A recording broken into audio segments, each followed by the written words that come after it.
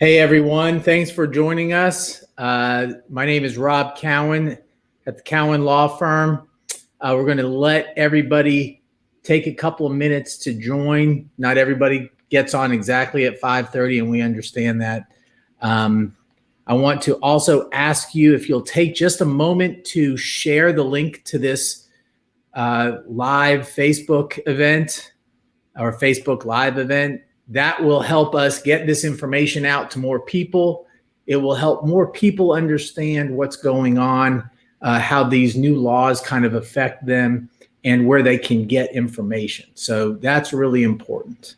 So if you would take a moment while I'm doing some little introductory comments to share this, that would be great.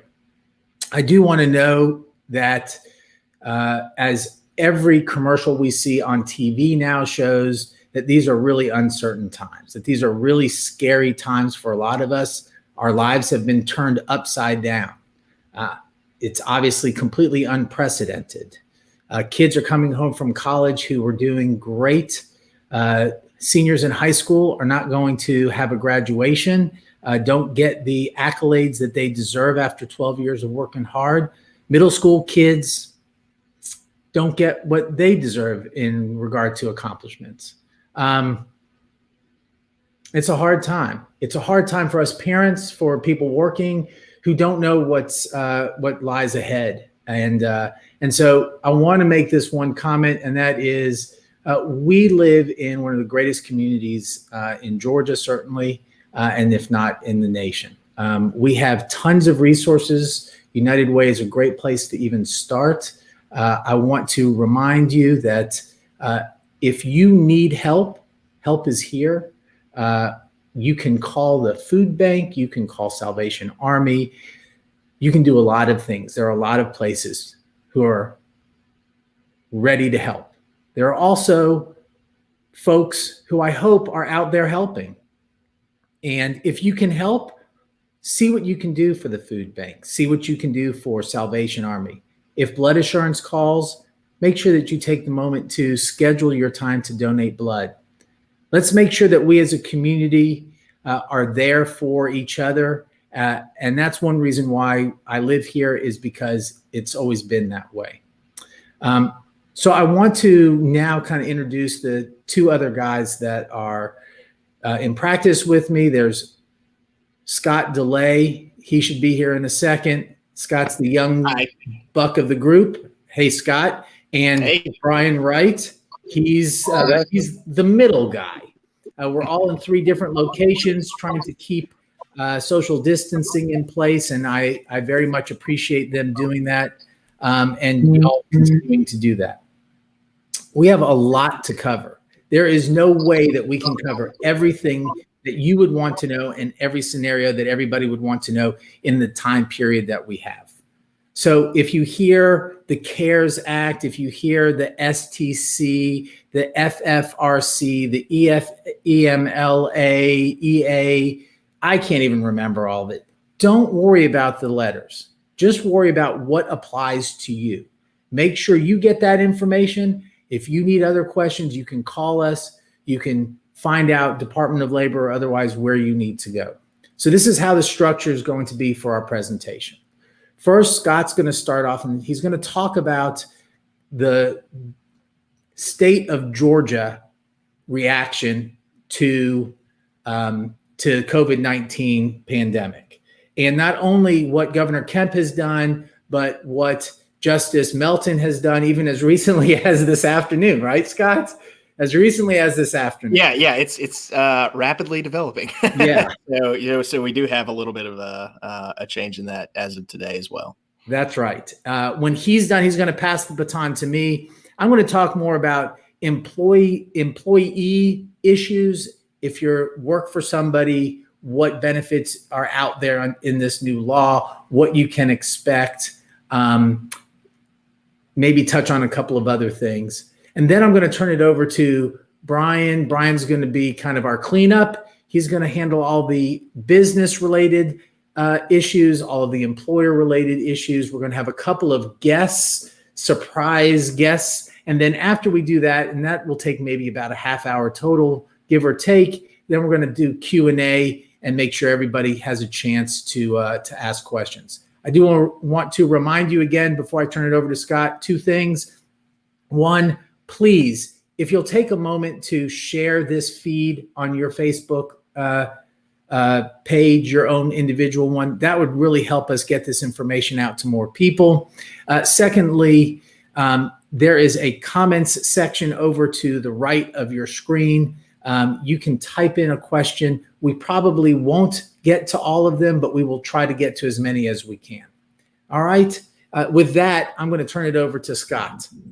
Yep. Thanks, Rob. So like Rob said, I want to handle a couple main topics, and those are the state and local court orders that are affecting a lot of our clients' cases, and also Governor Kemp's order of April 2nd that really is going to affect a lot of our day-to-day stuff for everybody, not just people that have cases pending in the court system right now.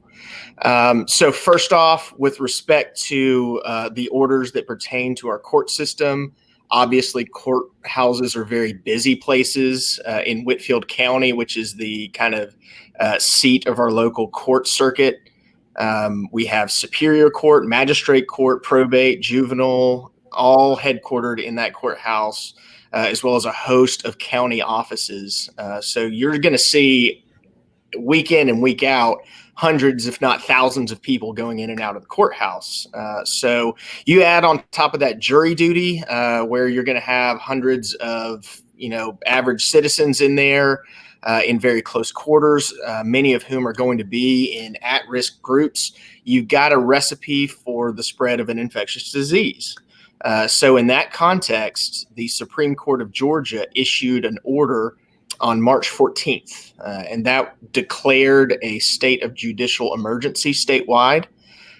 This applied to essentially all of the Georgia courts in the state.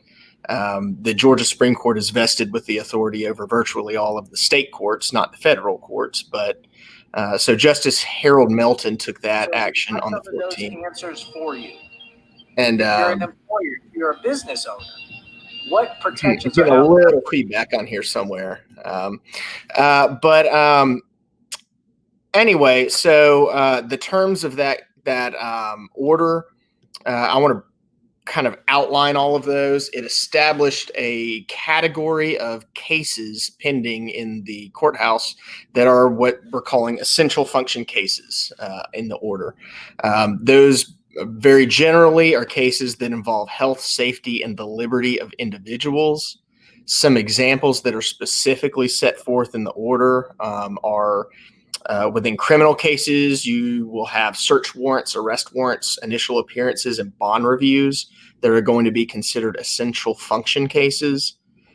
In family law cases, anything involving domestic abuse, like a protective order or a restraining order, that's going to be an essential function case. In juvenile court, delinquency detention cases, which are kind of legalese for criminal cases involving minors, as well as emergency removal matters. I would think cases where a child may be being abused by a parent or something like that. All of those are going to be essential function cases where there's that immediate danger to health, safety, or liberty. Lastly, there was an exception made for criminal cases where a jury had already been selected and parties were in the process of trying a case.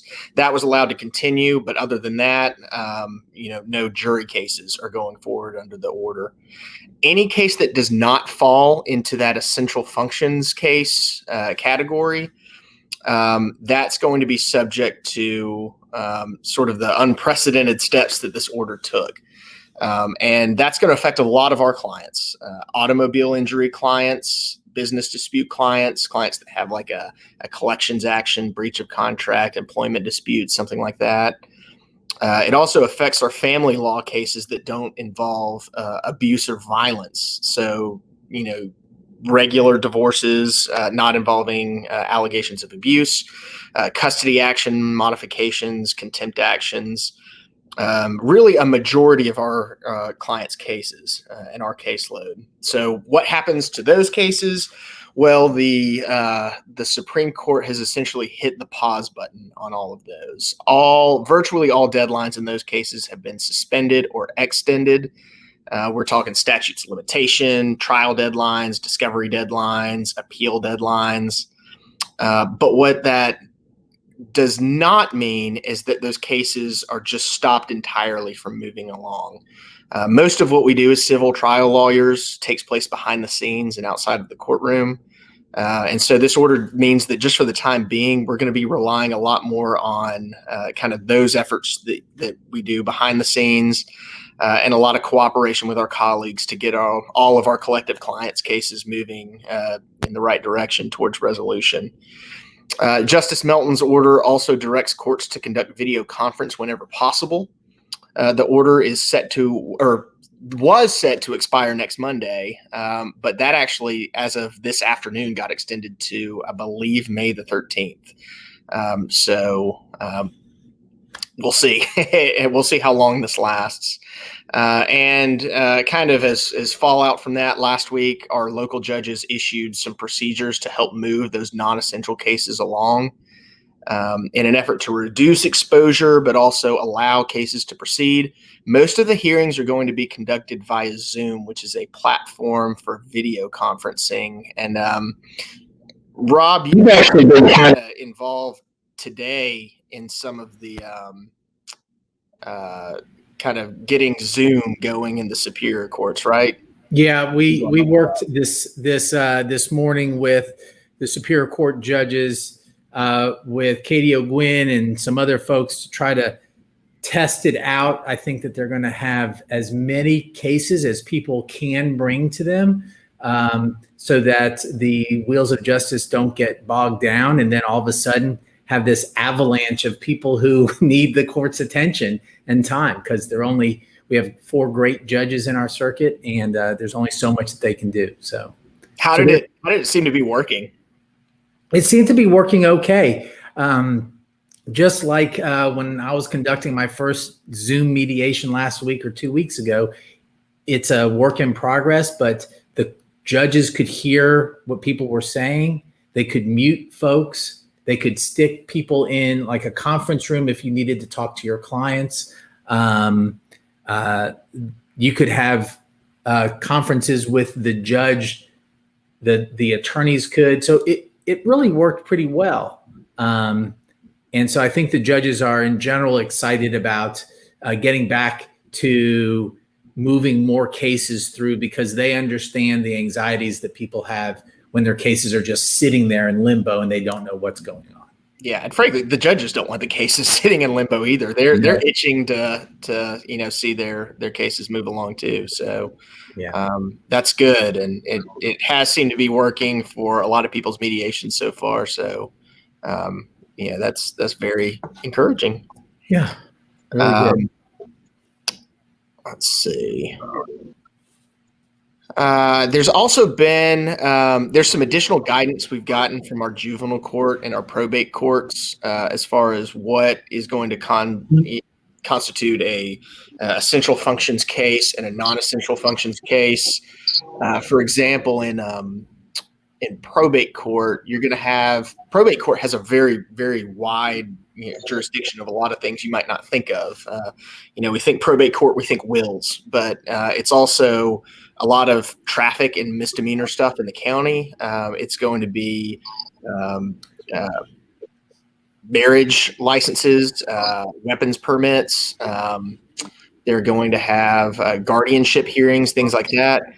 So the stuff involving, again, health, safety, and liberty, which is guardianship cases would be a great example. Those, the probate court has found there's going to be procedures to let those go through, while kind of hitting the pause on a lot of the not as pressing issues to your immediate health, safety, and liberty. So to wrap up the court order side of this, with respect to civil cases, which is primarily what our firm focuses on, almost all deadlines are paused. But as a firm and as a local bar, we're all going to still be able to push cases forward behind the scenes, and in some cases in court through Zoom conferences to get resolution for our clients. So next, I want to talk about the governor's shelter-in-place executive order. For the past few weeks, the CDC in Atlanta has been urging people to voluntarily adopt social distancing measures. Some were not doing it. Some were even encouraging others not to. So the governor more or less had his hands forced and was required to issue an order requiring social distancing. So if you were already following CDC recommendations for the past few weeks, your routine is not really going to change and has not changed because of the governor's order. It's more for the people that weren't taking that advice already. The rules of the order, the main one is the shelter in place rule for which it is named. That is an order to, stay at home, limit your physical interaction with people outside your home. And that's the general rule. That's kind of generally what you want to be doing. That said, there are a lot of exceptions to that rule. And they fall into three main categories. Those are essential services, necessary travel, and two different ones that are kind of going to, I kind of refer to them both as the work exception. Now, how broad that exception is for work depends on whether you are in critical infrastructure or not. So I'll go over the first exception, the essential services exception. This is going to be the big one that applies for most of the stuff you need to get out of the house for. And that's things like getting food, medical, or safety supplies for your home and your family, getting medical or emergency services for your family. So, if you got to go to a doctor's appointment or somebody breaks an arm or something, obviously you don't need to stay at your home. Go get that taken care of. This also includes exercising outside. Staying at home doesn't mean only staying in your home. Go outside, get some sunshine on your face, go on a jog, go on a walk. Just keep to that 6-foot distance with other people. That's all the order is requiring with respect to that. Now, that doesn't apply to members of your own family. So go on, a walk with your spouse, your child, whatever. You don't have to keep 6 feet, obviously, with them. But just when you're passing other people, keep to that 6 feet. That's part of the order. There was also an amendment to the order that came out the next day on the 3rd. Children that need access to public internet for school. If there are places out in the community that provide that, that is considered an essential service. That child can leave the home to access the internet. The necessary travel exception, the second one, it's basically travel to and from your house to do anything in that essential services exception. So, being somewhere outside your house, that's fine. And traveling there, being in your car to get there, that's fine too. That also applies to work if you meet one of those exceptions. So the work exception to the stay-at-home order, if you fall into the first category, this is the critical infrastructure one. If your job has been designated by the U.S. Department of Homeland Security as essential to critical infrastructure, or if you supply any of those businesses with their essential goods or services, or if you provide legal services, home hospice, or nonprofit food distribution services, you are a critical infrastructure business under the governor's order. You can continue working without violating the shelter-in-place rule and traveling to work to do that.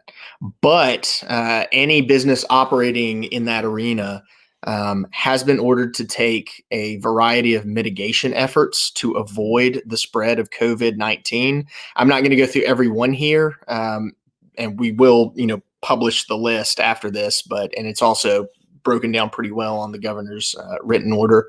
But it's things like screening workers for fevers, requiring sick workers to leave and get medical attention, prohibiting workplace gatherings, and providing personal protective equipment or PPE to employees that are still working, and wherever you can, provide for teleworking for your employees, just like we're doing right now. If you do not meet the Department of Homeland Security's definition of essential to critical infrastructure, then you're going to be limited in working to minimum basic operations. Now that is it's basically doing enough to keep your business value the same and to keep up with payroll, to kind of keep your business a going concern.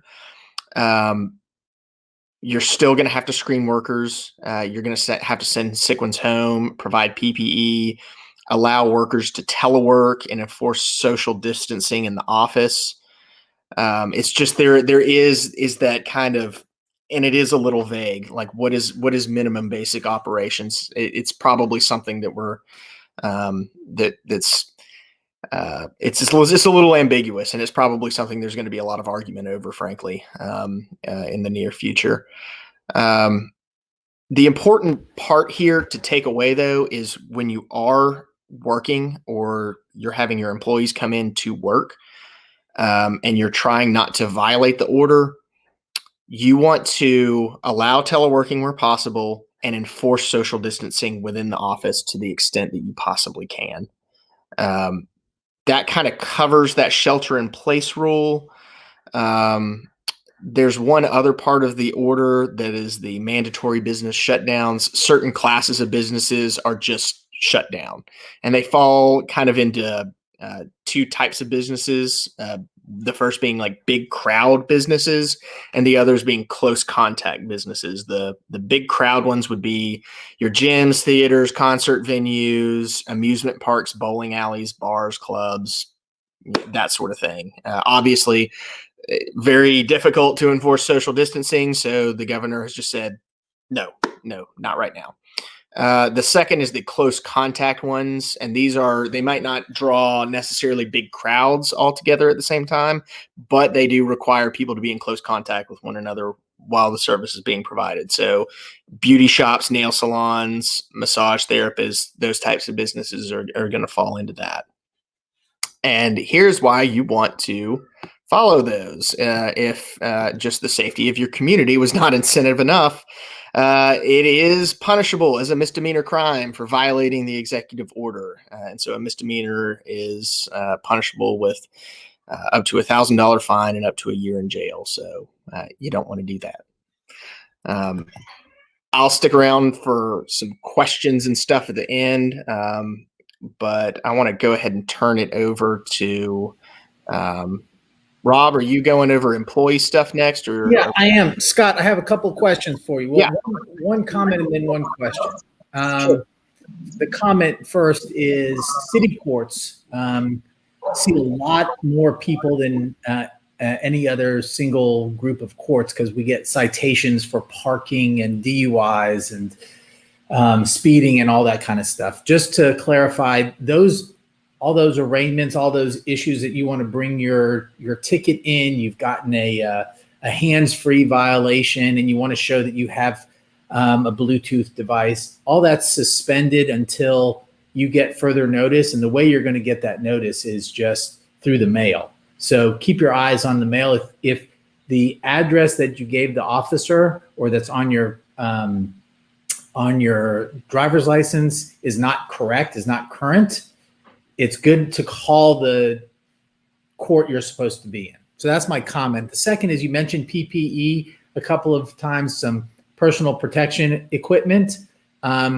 Nurses, frontline people, first responders, those people, are they allowed to wear that under the law? Or maybe I should say, is the hospital required to provide that for them if they want it?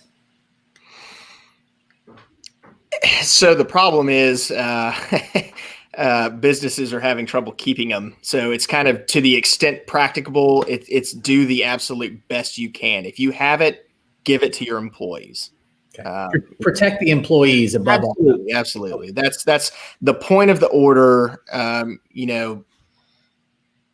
If you're looking at the big picture, it's enforcing social distancing and protecting the people that have to be at work. So err on the side of doing those things, and you're going to be in compliance with the rule. Okay, good. Scott, thanks so much for taking care of that issue. It's a lot to cover.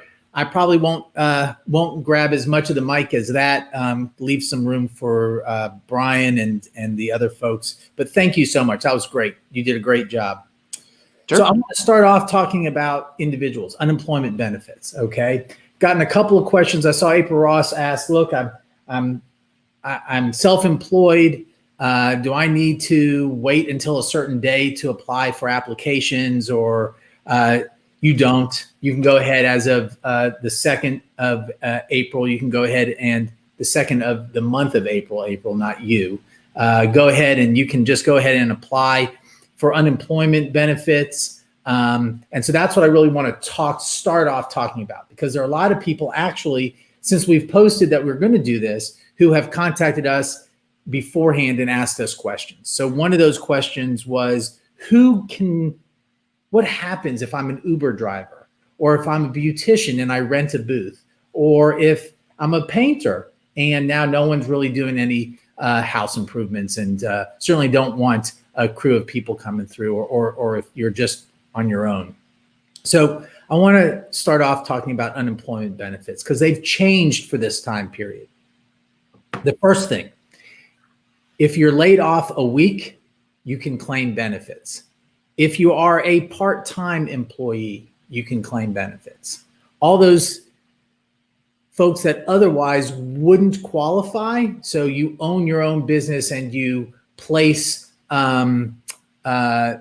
you help people find jobs, right? So you help folks who clean houses or fix stuff find jobs, and now no one's doing any of that stuff. You can claim unemployment benefits. And you have to go to your Department of Labor to do so. Okay, independent contractors, self-employed folks, you all qualify now. And that's really important. If you have exhausted your unemployment benefits already, all right, you get 26 weeks under federal law to receive unemployment benefits.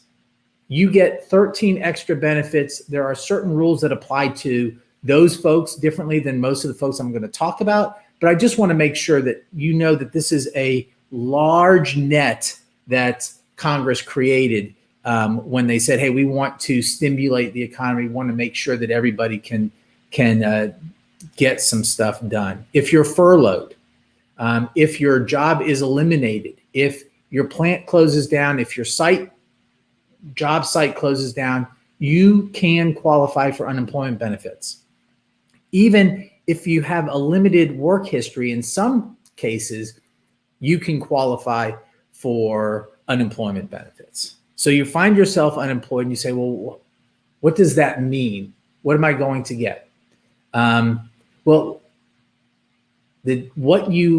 If you're truly unemployed, the calculation in Georgia is that you can get a maximum of $365 a week. That's the maximum in Georgia. With this new COVID-19 legislation, and we'll just call it that, you get an extra $600 per week to help ends meet. That's $600 in addition to your $365. So in January, if you were unemployed and seeking unemployment benefits, you got $365. If you now have lost your job, or your job has been eliminated, temporarily or permanently, you get $965, up to $965. And obviously, it matters what you were paid beforehand. They're not going to pay you $365 to be unemployed. During this time period, there is no requirement that those folks who have lost their jobs as a result of COVID-19 issues have to seek employment. So there is an understanding in the law that if you lost your job because of COVID-19, you didn't necessarily want to lose your job, you were employed, what can you do? So I want to make sure that you understand that.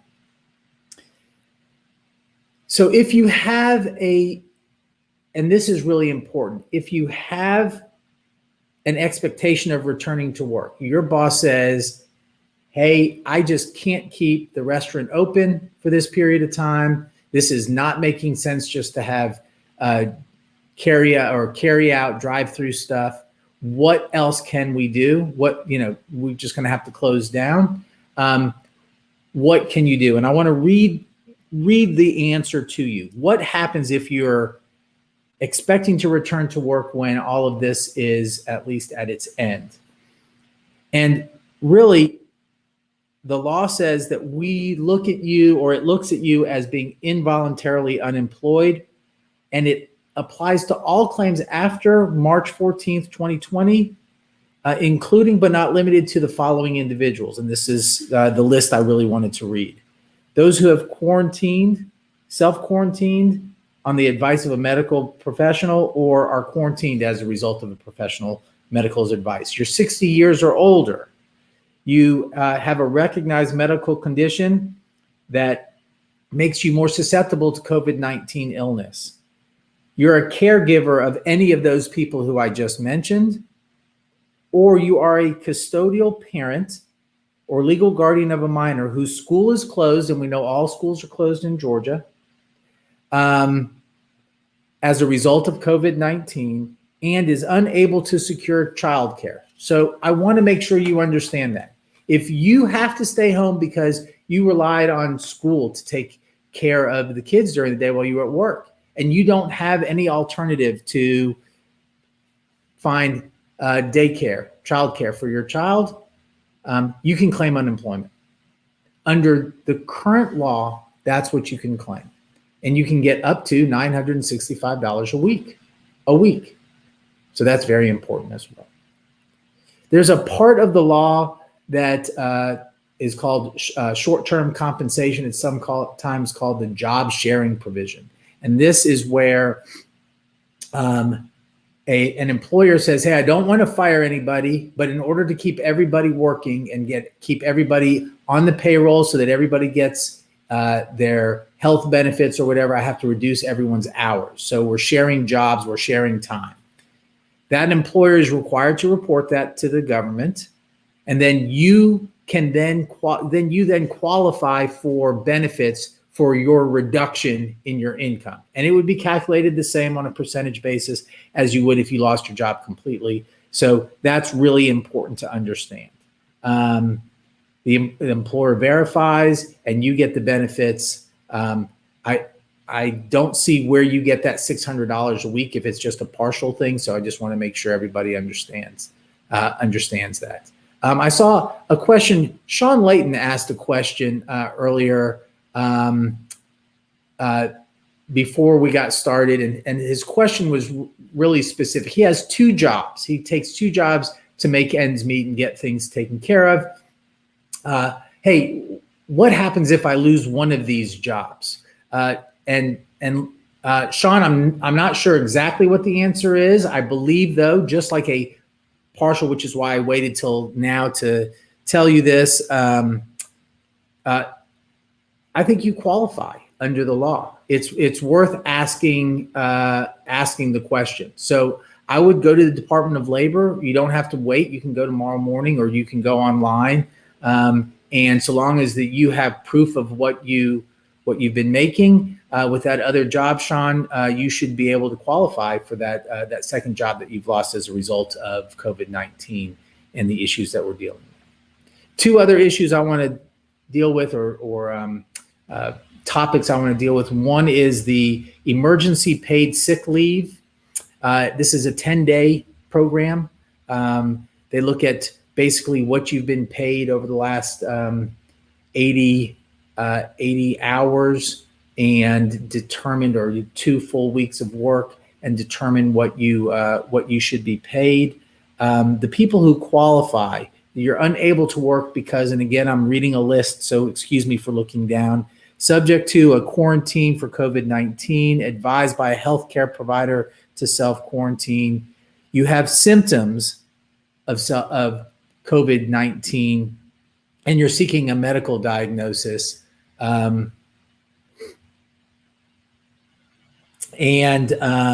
You're caring for an individual who's in quarantine, or you're caring for your son or daughter if, again, no school or childcare is available due to COVID-19, or somehow you're experiencing some other substantially similar conditions. So what's calculated in the pay for this and for FMLA, for this, you should be paid your full amount. So that's very, very important. But it lasts 10 days. It's your regular rate of pay or a maximum of $511 per day. It is only a maximum over the time period of $5,110. So that's important to note. You don't, this doesn't go on forever. Then you have options for other things. So then we talk about, we all know about FMLA. Well, now that's the EFMLEA. I said don't get bogged down in all this, but this kind of dovetails very well with the sick pay act that I was just talking about. It doesn't start for 10 days. So you can use the previous act that I was talking about, fill in that gap, and then you have this FMLA. It's basically the same qualifications as I just read to you. And so if you need to stay out because you're taking care of somebody or taking care of yourself or children or whatever the case may be, as I just described, it's important to note. Now, it only lasts 10 weeks. So a total of 12 weeks. It's important to note that. It's important to note that you, if you're staying home with your kids, it is really a maximum of 10 weeks. You get paid 2/3 of your regular pay. And that's if you stay home with your kids, that's 2/3 at a maximum of $200 a day. If you're staying home for some of the other issues, the other qualification that I mentioned, then you get the full 2/3 of your pay. The interesting thing is under this law, and again, we could talk about this stuff for hours and hours and hours, but in determining how much you get paid, overtime is included. Your commissions are included. Your tips, all of that is included to determine what you would receive as unemployment benefits. I do want to mention, and I'm sure Brian will mention this, but I'm going to steal this from him. Anybody who claims unemployment as a result of losing their job for COVID-19 issues, the employer, who usually has to pay the Department of Labor a rate based on their payroll, will not get dinged. It won't be against their history. So all of this is easy for them to help you with. So for FMLA, while you're out for this time period, your job is typically safe. So if you claim unemployment, and you have to be out on unemployment for certain things, then your job's not safe. If you qualify and you're able to take the EFMLEA benefits, then that's really keeps your job in play. However, if your job or your job site, or specifically what you were doing, or your department, or the business you were working for closes down, your job's not protected. And I want to make sure you understand that as well. So that's kind of what I wanted to talk about. Again, we're scratching the surface. We could talk about this all day. There are lots of details. There are lots of what ifs. I do want to mention that if you are paying student loans, that those payments are suspended until the end of September. So make sure you understand that. And also you can see, please share this stream with your friends and family, get the word out about this information. So there was a question about vacation pay. If you've accumulated vacation pay and your employer usually pays that out, if you leave, it's something that's accumulated and that is yours. You should qualify, but it's really on an employer to employer basis. That's all I want to add right now. I do want to invite Brian to go ahead and take the baton and finish up, unless you guys had something else to add to what I've already said. Yep, I'll go ahead and get started. So I'm going to focus on the issues that relate to employers and businesses in general. Somebody asked about if I'm self-employed or I'm, what we call a gig worker, Uber, Lyft, that kind of thing. That's a new category that's been added to unemployment benefits, and so the state is still kind of working on policies and things like that to get that in place. This is all very new and very recent. So for that reason, the state has asked people to wait until April 10th if they are in those categories that are very new to apply, so the state can get those applications and procedures and everything in place. So I'll continue talking about unemployment, which Rob talked about more in depth for employees who really are the ones that are more concerned about that. If you're an employer who has temporarily reduced work hours, you are required to file a partial claim on behalf of your employees. Be sure to do that. If you don't do that, then you could wind up being liable for the benefits that the state pays out to that employee. And again, your experience rating should not get dinged by COVID-19 related unemployment claims. So don't worry about that. Moving on to how the federal stimulus packages affect employers and businesses. They provided a new SBA or Small Business Association Paycheck Protection Loan Program. In general, any business with fewer than 500 employees can qualify. Even nonprofits and sole proprietorships can qualify. The maximum loan amount is going to be 2.5 times your average monthly payroll costs, up to a $10 million cap. Payroll costs would include everything, including from wages, salaries, bonuses, retirement benefits, health care, things like that. Of course, payroll costs over $100,000 are excluded from that calculation. The first payment on your loan repayment is deferred for 6 months, and the entire loan amount may be forgiven. If the if the loan is used in the 8 weeks following disbursement for payroll, rent, mortgage interest, utilities, to the extent that it was used in that 8 weeks for those expenses, then the amount will be forgiven. The main thing here is to keep documentation, document, because you're going to have to apply for that loan forgiveness and provide documentation when you do that. They also made changes to the SBA's pre-existing economic injury disaster loans, EIDLs for short. A borrower there can receive a $10,000 cash advance that can be forgiven if it's used for the paid leave that Rob talked about, maintaining payroll, increased costs related to the coronavirus, mortgage and lease payments, things like that. The FFCRA also contains, this is the Family First Coronavirus Response Act, contains some provisions regarding paid leave that Rob talked about. There are two main parts: an emergency sick leave and emergency FMLA, and employers should be aware of those new provisions. They are effective through the end of this year. They apply to virtually all employers with fewer than 500 employees. A lot of times federal regulations don't apply to the smallest employers among you, but this one does. It applies to everybody. Now, if you have fewer than 50 employees, there is a provision that allows the Department of Labor to allow exceptions. I wouldn't count on that.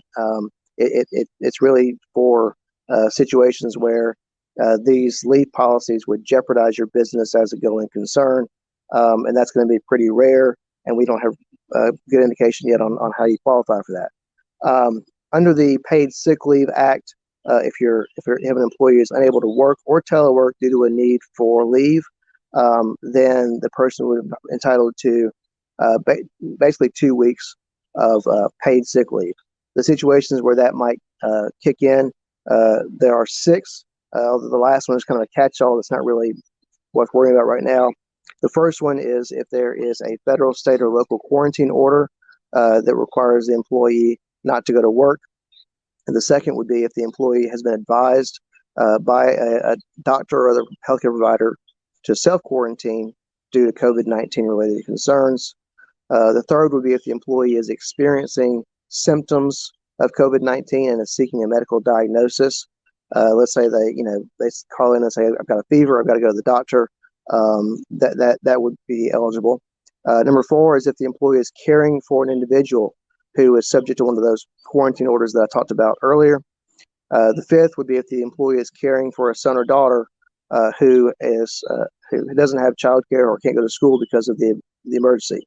Of course, this is what's going to apply to most employees right now. With all the schools closed, many of the daycares closing, a lot of people don't have childcare and they have to be home for that reason. And so most people are going to have a claim under that provision. There's still, it's still possible that you may have to do some inquiry about whether the person really needs to stay home. If they can telework from home, then that's an option as well. That wouldn't necessarily require EPSLA to kick in. Next is the EFMLEA. This is the Emergency Family and Medical Leave Expansion Act. Rob talked about this from the employee's perspective as well. That applies to employees who have been employed for at least 30 days, and it provides additional paid leave. So the first 10 days here is unpaid, but the EPSLA may cover those 10 days. Then after 10 days, the FMLA, or this expanded FMLA, kicks in and provides additional paid leave to an employee who is unable to work because their child, their son or daughter under 18 years old, is home and there's no school or childcare available. And again, you should assess whether the circumstances there would allow that employee to telework, have other childcare arrangements, that kind of thing. Let's say you have two employees who both work for the same company. It probably doesn't make sense for both employees to be able to take advantage of that. Probably one can stay home and the other can continue working. There are caps on those paid leave benefits that Rob talked about. They differ depending on which particular provision you're talking about. Employers who are required to pay leave under these provisions can claim a tax credit for those wages that are paid to that employee.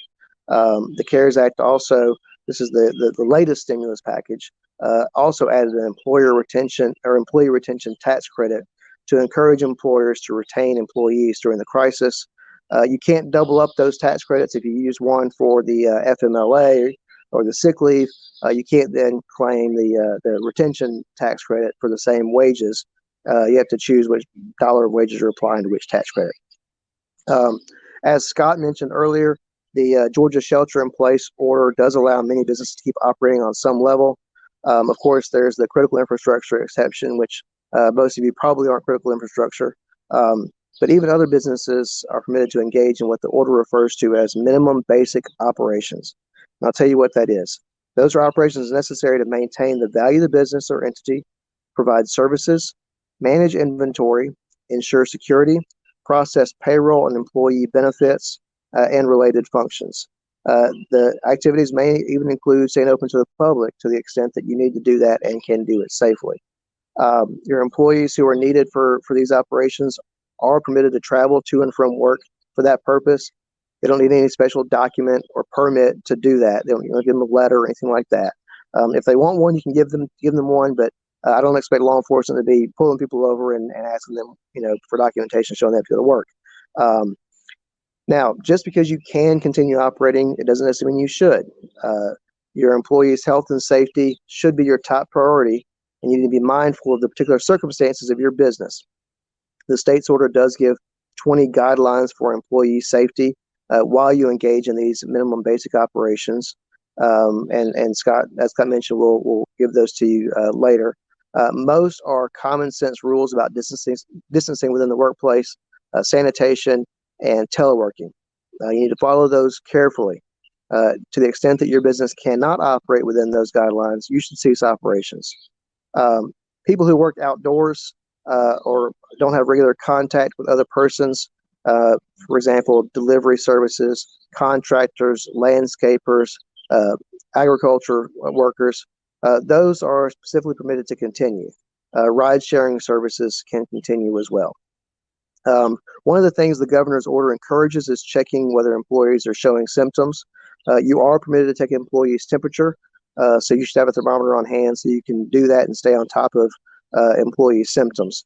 If an employee is presenting themselves at work and has a fever or difficulty breathing, you should get them to medical evaluation immediately. Don't overreact and cause panic. You don't need to spread it around the workplace just yet, but get them to a doctor and make sure that you know what their condition is. If you do have a confirmed positive case or even a presumptive positive case within your workplace, you will need to inform your other employees. Really, those employees who have directly interacted with that employee and may have contracted the virus from that employee are the ones that need to be informed. You don't need to, if you have two locations, two plants, and they only worked in one, you don't need to inform the employees in the other one necessarily. But you do need to inform the employees that may be at risk, that they have come into contact with an employee who has symptoms or has tested positive. Really, someone who's tested positive. You need to be careful to protect your employees' privacy. You don't need to tell everybody who tested positive. I know in a small workplace, those things are going to get around or get out. That's not for you to talk about. You just need to let somebody know, hey, I have reason to believe you were in contact with someone who has tested positive. If you need to go and see a doctor or follow up on your symptoms or keep an eye on your symptoms, you should do that. So those are the general guidelines for businesses and employers. Again, that's a very broad overview. There are a lot of details that still need to be worked out.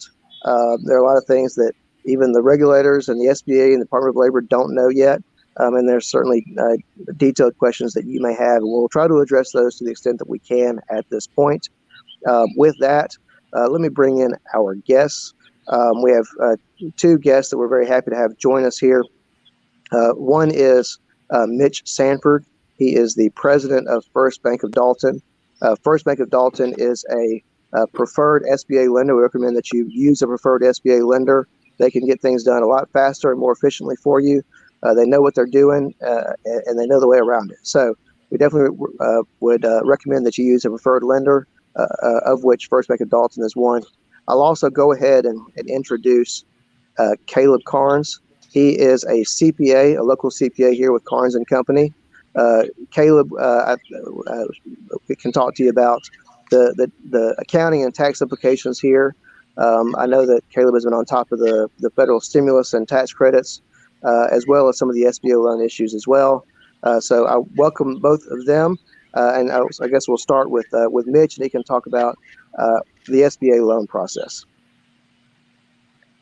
Brian, thank you, and listen, we don't have enough time to talk about all of it because it's changing, quite frankly, still today. You think about it, there was a brand new $350 billion government program rolled out approved a week ago this past Friday, and then they rolled it out this past Friday. So it is still very much in flux. As Brian said, we are an SBA preferred lender, so we are very familiar with the SBA processes. But again, this is a new program that they're still rolling out. We have already gotten many of our clients approved. There is no money in the street yet, though, because the SBA has yet to roll out the actual loan documents and loan package that'll be used to close these loans. So again, that applications are being submitted. We're getting approvals. I am hopeful that we will have loan packages available by maybe the end of the week. And listen, I am totally guessing on that. No one has told me that. The SBA has not come out and said that. I just know with the way they're pushing everything else, I think they're going to want to actually get some of these loans starting to be funded. So again, I'm hopeful that we can start doing that by the end of the week. I would have to say this, it's a fairly simple process, believe it or not. The application is not that complicated.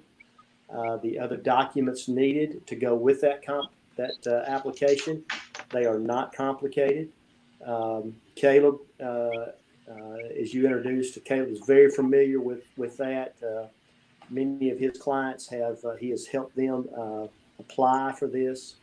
And the main thing is the supporting documentation for the payroll figure. Payroll costs are actual W-2 wages, 1099 wages that you have paid someone under a 1099, and other employer paid cost, again, healthcare, retirement, and various things like that. So Caleb can probably speak a little bit more directly than I can about the best documents needed to go with that SBA payroll protection plan loan program to document and verify that payroll information. Hey, Mitch, I know you've got to go. You've got a couple of other things, and I know you're being pulled here and there, and I appreciate you giving us your time and waiting there in the green room. We didn't have any hors d'oeuvres or anything for you to eat before we called you out, so I hope you give us. I have two questions. Sure. First, something that Brian touched on, something that's part of this big package that Congress enacted, the disaster relief loan. You're an SBA preferred lender. Is that something that goes through a bank? Yeah, no, the disaster relief loans themselves, that is one of the few loans, SBA loans, that is absolutely direct. You apply directly via the SBA website, and those loans are actually funded directly by the SBA. That's a great distinction, though, Rob, because I probably should have said this before. This payroll protection loan program, whereas the banks are in concert working with the SBA to approve and fund these loans. These loans are being approved by the SBA, but they're actually being funded by the banks. The SBA will provide us with those loan packages, to get the borrowers to sign, and the bank will actually fund the loan proceeds. These loans are 100% guaranteed back to the bank. But the bank is actually funding the loan ourselves. But the disaster relief loan that you referred to is actually directly funded by the SBA. Okay. Second question. I appreciate that. Second question. If we have clients who don't bank at First Bank or other preferred lenders, are you taking those other applications in, or did the SBA establish a precedent or a pecking order, for lack of a better description? Yeah, no, the SBA does not. I'll be honest with you, Rob. What we have had to do here at the bank is the application. The number of applicants have been quite overwhelming, just to be honest with you, and we have just had to prioritize and really take our customers first. Quite frankly, we're not turning anyone away. But what we are telling you is that if you're not a customer at First Bank, and you're not willing to start today the process of being a customer at First Bank, then quite frankly we will help you, but you've got to go to the end of the line. We've got to take care of our customers before we begin taking other clients. And so it's not that you can't help them.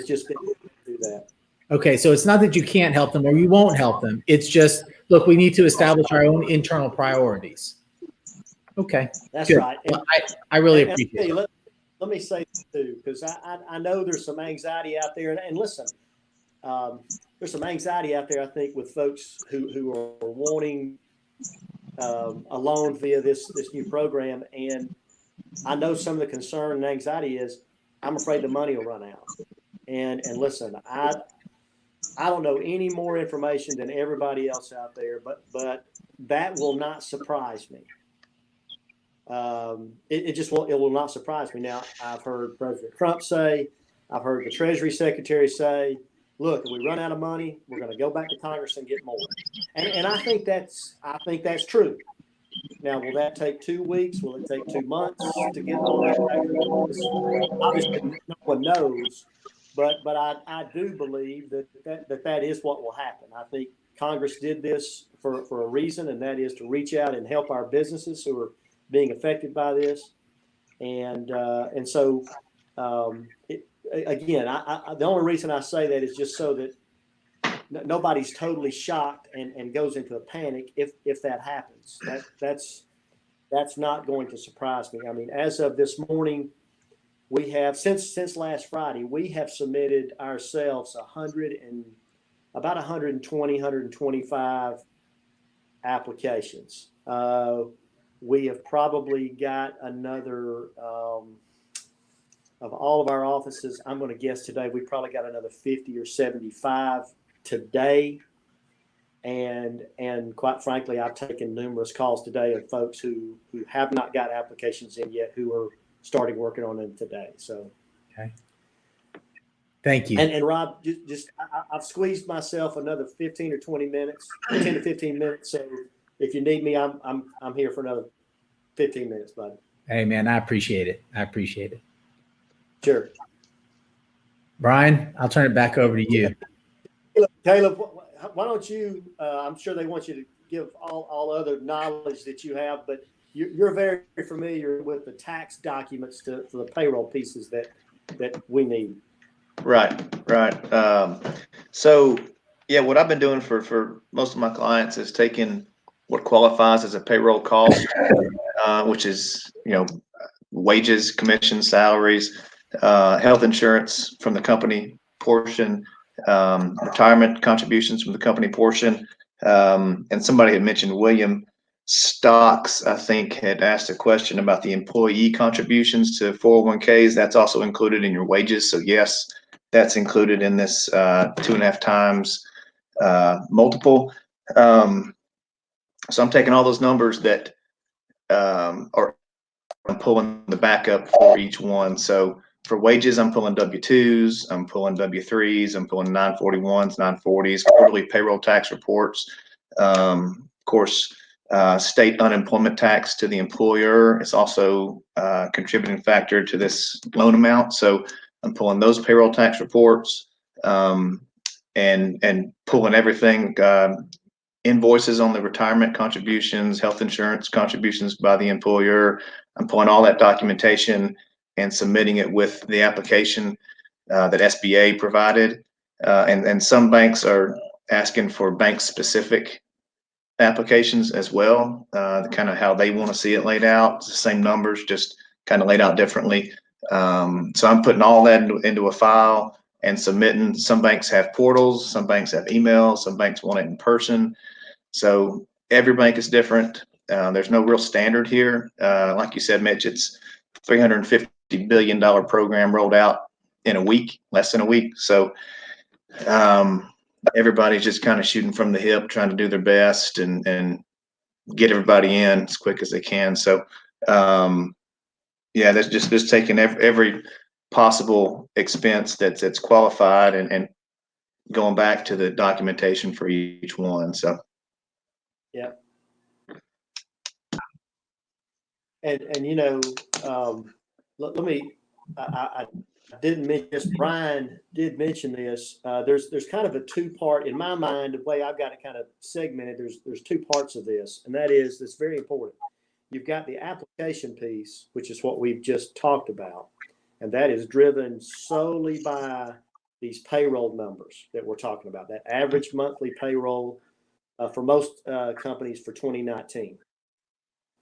But here's sort of the backside of this. All right. So the backside of this is this. All right. So let's just use round numbers. So let's say you qualified for a $50,000 loan. All right. As soon as that loan closes, not when it's approved, but as soon as the loan closes, the clock starts ticking 8 weeks. 8 weeks after that loan closes. The payroll expenses that Caleb just very well explained there, all of those payroll expenses, payroll costs that you paid during that 8-week time, your rent, your utilities, your mortgage interest, loan interest, those expenses that are paid during that 8-week time after the loan closes, proof of payment of that can be submitted to the bank.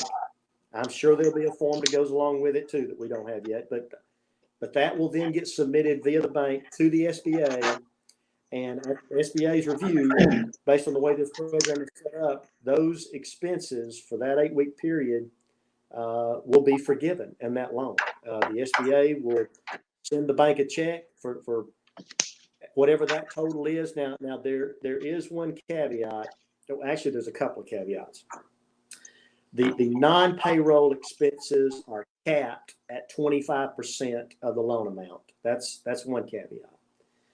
And then the other caveat is the payroll cost. There's going to be a formula that I've not seen yet. There's going to be a formula that says, okay, well, you had 10 employees in 2019 and the average payroll cost was X.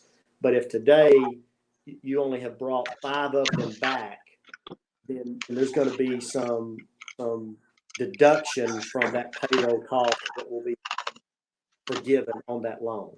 But bottom line is those expenses that fall in that forgivable category must be and must be able to be documented that they were paid during that 8-week time frame to get that part of that loan forgiven, and that's extremely important. I mean, that's as much right. as our businesses, what we told people, Mitch, is, I'm sorry to interrupt you. Go ahead. No, go ahead, Rob. I was just going to say, what we've been telling our clients is make sure that you document. If you were a sloppy kind of person documenting stuff beforehand, if you qualify for one of these loans, you better have it out there in writing and on your QuickBooks and everywhere else, so that Caleb or your CPA or your loan officer can figure that out. Yeah, and to that point, in the actual bill that they passed, they mentioned copies of leases for the lease payments. They want canceled checks. They want copies of utility bills, payroll records. So they're going to dig really deep on the backside of this thing, on the forgiveness portion, and really verify what you actually spent. And to Mitch's comment about the number of employees, that they essentially want, as part of this package, they want you to keep your doors open with rent, keep your lights on with utilities, and keep your people paid with payroll and related costs. So if you, they don't want you to get this money, lay everybody off, shut the doors, turn the lights off, and take the money home. So, and there'll be times where you start out with 10 employees and you end with 9 when this is all said and done, and they're not going to, it's not an all or nothing thing. So that's a 10% drop. They're going to take 10% of that money and convert it to a loan. The other 90% will be forgiven. So you answered or brought up a good issue. The PP, the payroll protection plan or program, how does that work with the employee retention tax credit? Can you only get one or the other, or do you get both of them, since the PPPA started off as a loan? Right. So you can do both, but not for the same dollars. And same with the EIDL, the Economic Injury Disaster Loan. Somebody had asked about that earlier. I forget, maybe April Ross, I think is who it was. You can do both. She asked about the timing on the payout on one of those. I'm not quite sure yet. I don't know that anybody knows on the timing of the payouts, but you can do both. They're both related to payroll. They don't want you to double up on the actual dollars on the payroll costs for those things. Right. So, Okay, good. Anything else? Anybody else want to add to it? Rob, the only thing I would throw out is actually the application deadline for sole proprietors, for nonprofits. There's a couple other categories in there. Sole proprietors and nonprofits are probably the biggies. That application process does not actually start until this Friday for those folks. And I'll be honest with you, I've had quite a few questions and really have not gotten hardly any clarity at this point for a sole proprietor. So, let's just say it is a one-person business. What is their payroll information? What is that data going to look like? We're going to have to go by. And quite frankly, at this point, I don't have a whole lot of clarity around that. But again, those two groups, sole proprietors and nonprofits, their application starts this Friday. Well, good. That gives people like April and some of our other viewers an opportunity to get their stuff together. So good. I appreciate it, Mitch. All right. So, Caleb, at some point, it must have been phase one.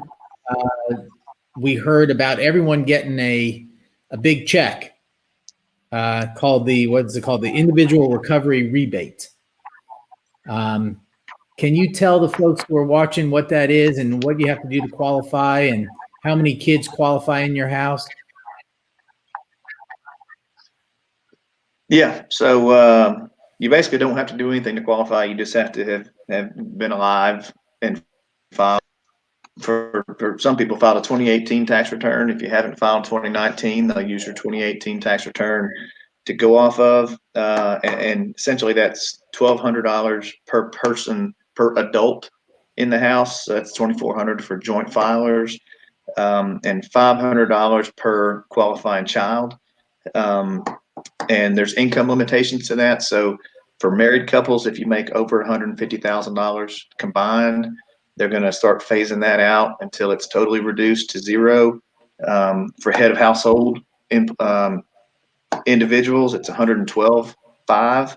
Then they'll start phasing that out. And for single individuals, it's $75,000. So if you make below those amounts with those filing statuses, you'll get $1,200 per adult, $500 per child. And if you haven't filed 2019, which a lot of people probably haven't, with all this going on, they'll use your 2018 income figures and also your 2018 bank information to direct deposit that money to get it to the taxpayers quicker. If you file 2019, they'll use those numbers and that bank information. If your bank information has changed in the meantime, the IRS is going to have a portion of their website that's dedicated to updating your information to make sure that your rebate check gets to the right place. For folks that don't normally have to file a tax return, you might have to file a simple return just to get your information to the IRS for your address or your bank information or how many people are in your household. If you don't have to file, but you draw Social Security, there's an exemption for that. You won't have to file that simple return. They're going to just get your information from your Social Security checks that they send out on a monthly basis.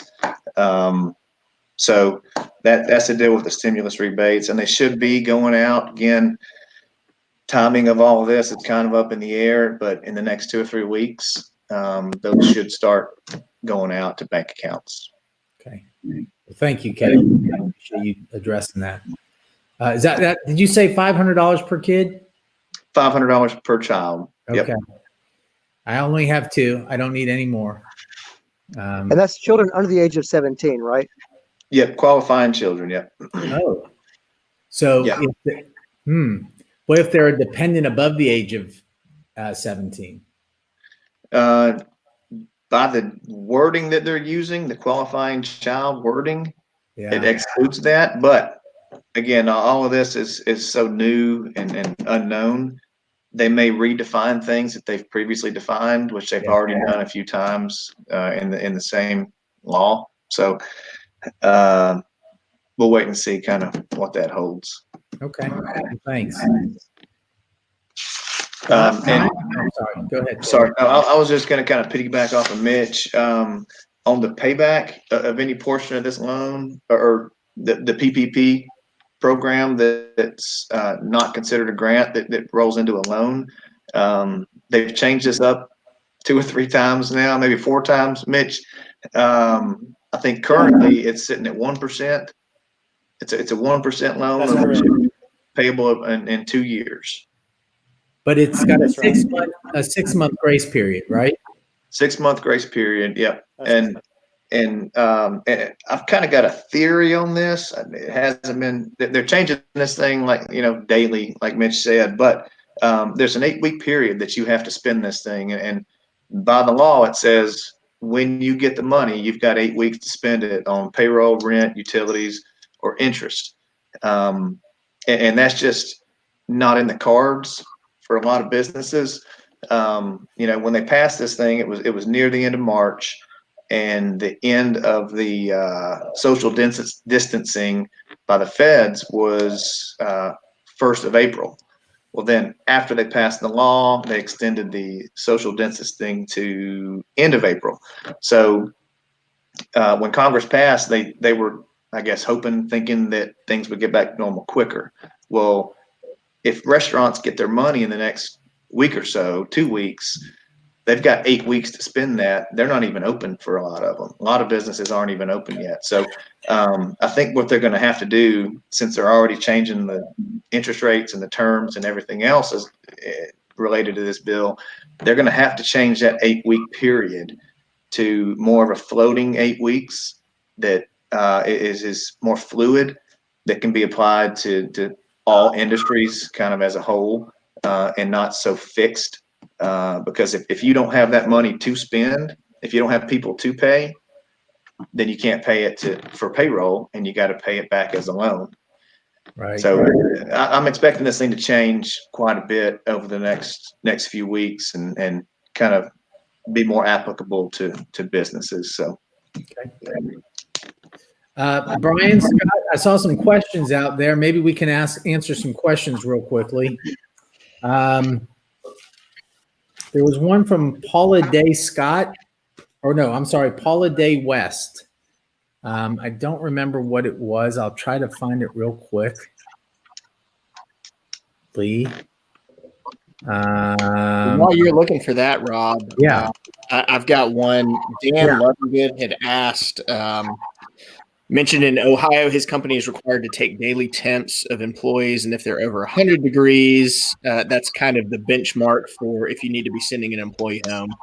And his question was whether the executive order from April 2nd has similar guidance, and the answer is yes.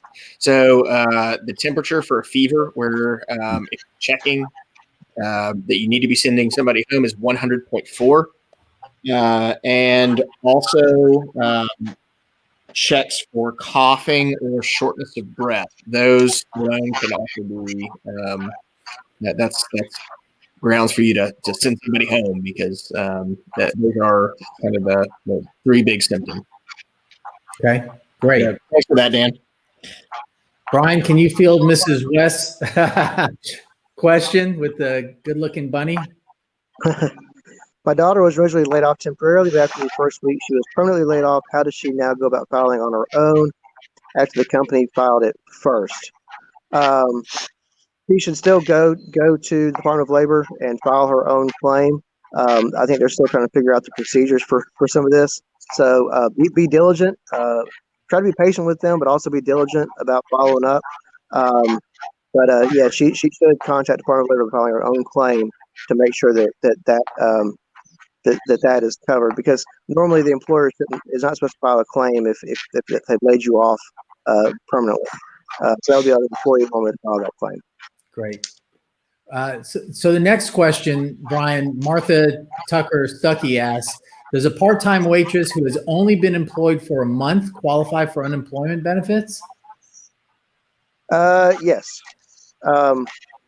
You would qualify. Well, I think the cutoff is 30 days, so it could be a question. I don't remember exactly. Don't quote me on that. But it's a short time period that you have to be employed to qualify for unemployment. But it may be 30 days. I don't remember off the top of my head. All right. Anybody else want to comment on that one? They should certainly apply. Let me say that. Okay. Rob Stanfield asked, does he have to contact his student loan officer or company, or does it get suspended? Does his student loan obligation get suspended automatically? And it gets suspended automatically. That's a easy one. That's how you handle it. You can call them to confirm, but if they're an SBA lender, they got bigger fish to fry right now. So they won't be coming after you, and you won't have a late payment. But this only applies to loans that are backed by the federal government. Yeah, that's right. It's often not easy to figure out whether your loan is one of those loans or not. Quickest, easiest way maybe to call your lender. A lot of them have online services available that you can check that. If it's a purely private loan, maybe it was originally a federal loan, and then you consolidate it with a private lender to change your interest rate. Those loans that are no longer backed by the federal government would not get this deferral. Now, if you're having trouble making your payments because you are losing income due to the coronavirus, talk to your lender and find out about deferral obligations that they have, because most lenders already had, before this happened, deferment plans available and options available, and certainly they are probably reviewing those and expanding those in this situation. So talk to your lender, find out if it's a federally backed loan, and if it's not, ask about the deferment options that they have for your private loans. Okay. Well stated. I appreciate that. All right. Anything else for the common good? Well, I want to thank you. I've seen a couple questions, Rob. Yeah. Sorry, Patty Gilbert had asked if you don't need the money on the PPP grant, can you pay it back? And yes, there's no prepayment penalties. If you are still holding that money at the end of the 8 weeks and you haven't used it, you can pay that back immediately with no prepayment penalties, Mitch. I don't know if you want to correct me on any of that, but that's the way I understand it. That is right. There is no prepayments at all. So if you ended up with extra funds and you don't need them, sure, bring them to the bank, pay it off, and it's, again, the interest is accruing at 1%, so it shouldn't be a whole lot of extra dollars you're going to owe, but there is no prepayment penalty. Yeah. And then Bren had asked if she had worked, let's see, if you're eligible for the $1,200 credit, if you just started working in January, yes, you should be. Again, if you haven't been filing returns and in 2018 and 2019, and you haven't drawn Social Security, all you need to do is go on the IRS website, and they'll have a spot there where you can put your information in and tell them how many people are in your household and all the relevant information, and you should get your check. If you have filed returns, they'll already have your information, so you should be good. And then April Ross, this is the last one I had asked if the PPP was a loan or a grant. It's kind of a hybrid. It could be one or the other or both. If you spend it according to the required or approved expenses, then it's a grant as long as you keep your employees around. If you don't spend it all, or if your employees drop, then you'll pay a portion of it back. Again, it's not an all or nothing thing. You don't just pay it all back. You'll just pay a pro rata share back at that 1% over 2 years. Brian, did you want to add something? Julian Promo asked, are all banks able to process PPP loans, or do they have to be SBA banks? Not all banks do these loans. Some banks don't. So you have to check with your bank and see if they participate in this program. That's right, Brian. So I appreciate Mitch and Caleb coming on. I really do. They certainly filled out the rest of the information that we could provide people.